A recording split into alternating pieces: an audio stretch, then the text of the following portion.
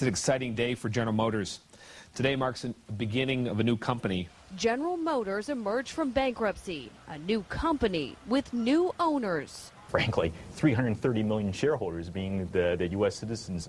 The new GM is more than 60% owned by the U.S. government and a much smaller version of its former self, leaving massive debt and many contracts behind in bankruptcy, and starting over with plans to shed 13 U.S. plants, 27,000 jobs, and almost 2,000 dealerships.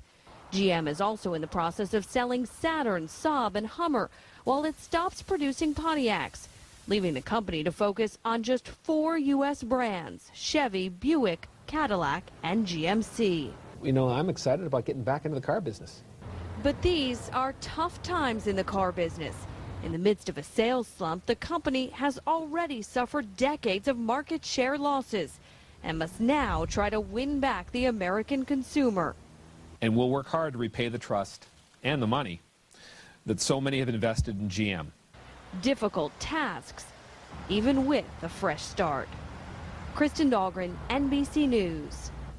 And just moments after GM emerged from bankruptcy, union leaders for thousands of Dayton area retirees launched an ad blitz designed to show why the new car maker crashed benefits for the IUE. Dave DeMarco continues team coverage to explain how they made their point and what, if any, good it might do. Dave? Well, today they filed an appeal and launched ads saying, "Save my health care." The ads read, "This wheelchair is my future," and what happened to equal rights. They aren't actors. They are lifelong GM workers and Daytonians like David Hill, set to lose the health care GM promised them. I didn't even realize how important it was until I got sick. Hill and his 6 siblings followed his father's footsteps, manufacturing at the Kettering 4 Components plant. Unfortunately, 31 years later, he also has inherited his dad's history of strokes. GM and the insurance companies paid his last $300,000 in medical bills, but now plans to cut ties with 50,000 retirees, including 28,000 in the IUE CWA. I got pre-existing illness and it'd be hard to get health care. You know, a couple strokes, you know, they would never insure me. That is nauseating, quite frankly.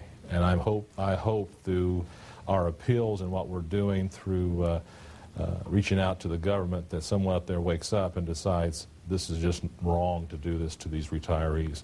Protesters gathered to send a message to Vice President Joe Biden during an Ohio visit yesterday. The government has a 60% interest in the future of GM, estimated at $50 billion. But so far has only given a thumbs up to the retirees and a promise to investigate the situation. I feel it's my taxpayer money also that they bought the company that I work for. They got 61% of it. Then I should at least be entitled to my health care.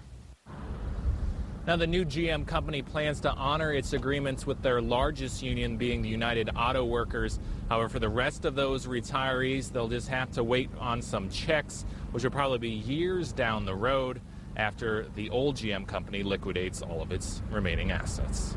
Reporting live in Marin, Dave DeMarco, 2 News on your side.